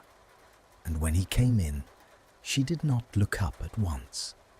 And the not looking was its own kind of mercy, giving him a moment to gather himself before she turned. When she did turn, her face was not what he had braced for. He had prepared himself for pity, or for the careful gentleness with which a kind woman declines a thing she does not want. He had not prepared himself for this, for the way she looked at him, level and steady and a little afraid, the same fear he carried in himself, mirrored back at him across the lamplit room. "You closed the book," she said, "on level 2, the first morning. You read this." She touched the open page. "And you closed the book so I wouldn't read it, didn't you?" "Yes." "You knew, before the severance, before any of it, you'd read the mechanism and you knew what it meant, and you hid it from me." Not an accusation, a working out spoken aloud, her clever mind laying the pieces in their order.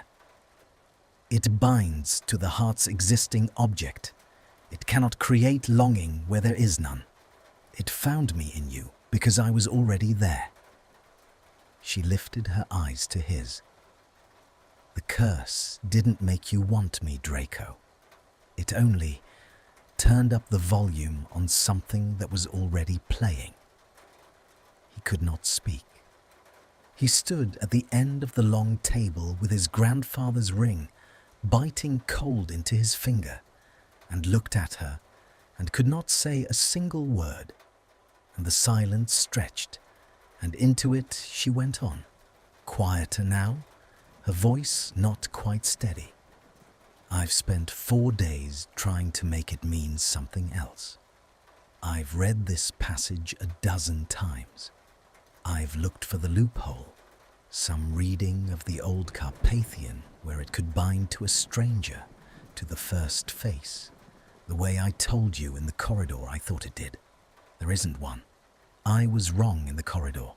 It doesn't take the first face scene. It takes the face already kept. She drew a breath, which means that for it to take me, I had to have already been kept by you, somewhere, for however long. Her hand had tightened on the edge of the table. How long, Draco? I don't know, he said.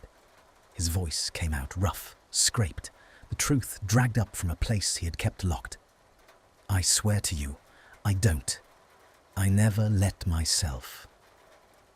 once let myself look at it long enough to know. There were the years of everything I was to you, everything I called you, and I have no defense for any of it, and I'm not going to offer one. And then the war, and after, and you were just a name in a lift, a surname in a corridor, and I told myself that was all you were. And somewhere in there... He stopped. His throat worked. Somewhere in there it stopped being true, and I never noticed, because I never let myself look. The box made me look. That's the only thing the box did. It made me look at a thing I'd have spent the rest of my life refusing to see. The lamp burned between them. Far off in the depths of the ministry, a clock struck the half hour, and neither of them moved toward the meeting that waited. When you broke the curse, he went on, because he was past stopping now, because she had pulled the thread, and there was nothing left to do but let the whole of it come. I waited to feel it go. All of it. I thought, I'll be free. It'll all lift, and I can go back to surnames and distances and never trouble you again. And the curse did lift. The pull, the fever, the madness of it. All of it went back into the box, exactly as you said it would. And I knelt there in that circle and looked for the place where the wanting had been. And his voice broke and he forced it level. And it was still there, smaller, quiet, not pulling at me anymore, not bending me, just there. The thing the box had found, the thing your severance couldn't cut, because it never came from any curse, and there was nothing in the right that knew how to cut a man free of... He stopped. He made himself say it. Of loving you. There's no right for that. I looked. I know, she said. I know there isn't. I looked too. He went very still. After the atrium, she said. After you said, don't say it's the curse. No, I said that. You said it isn't the box.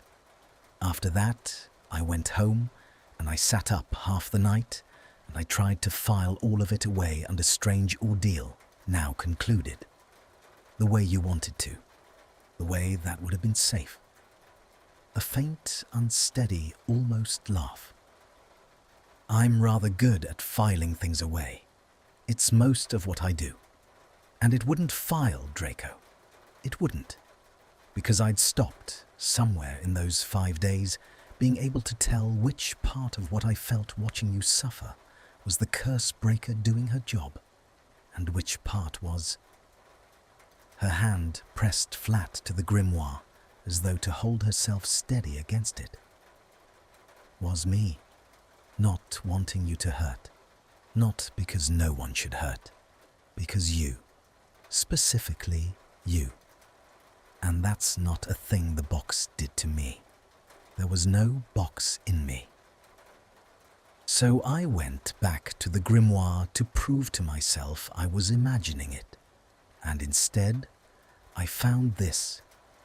She struck the open page lightly with her fingers.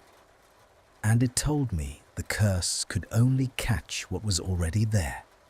And I sat in this room at 4 a.m.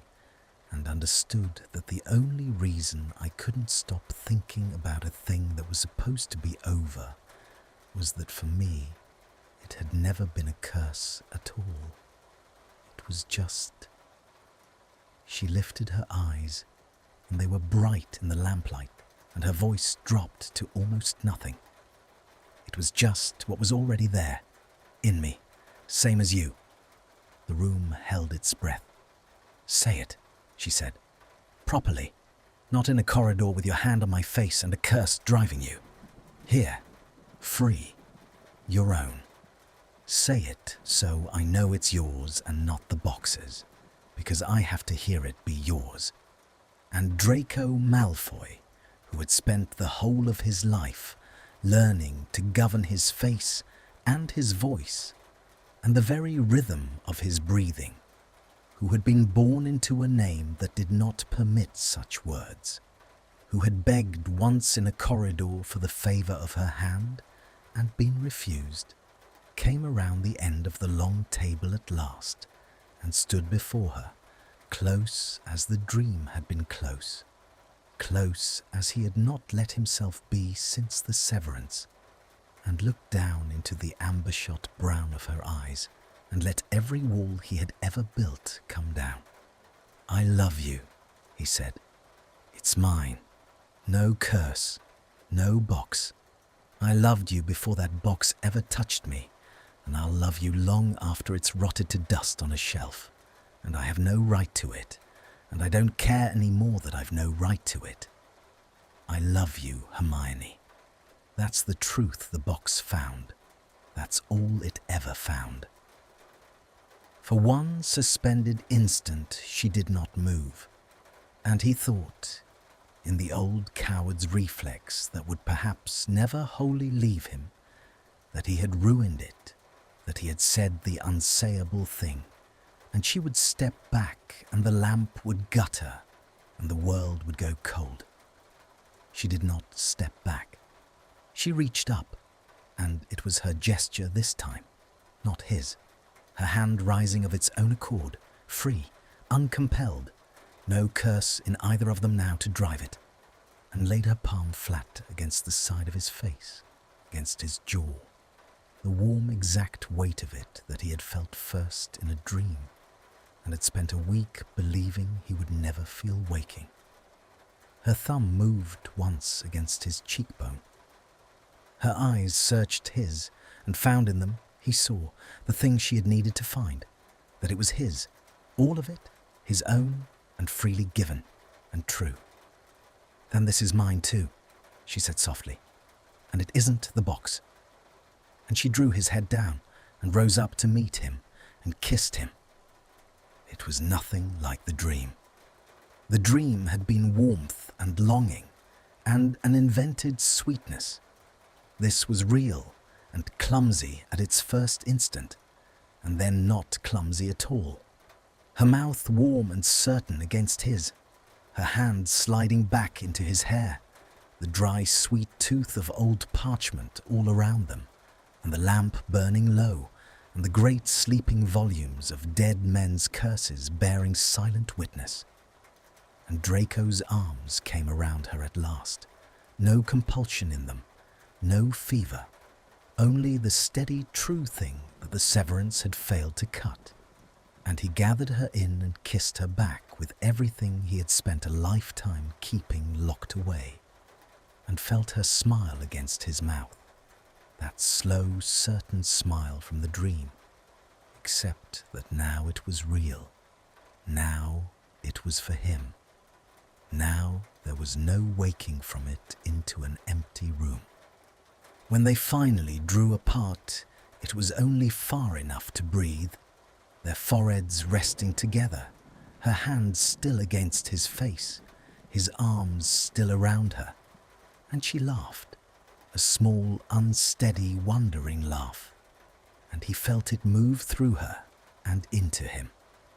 "We're going to be late for the meeting," she whispered. "Let them wait," he said.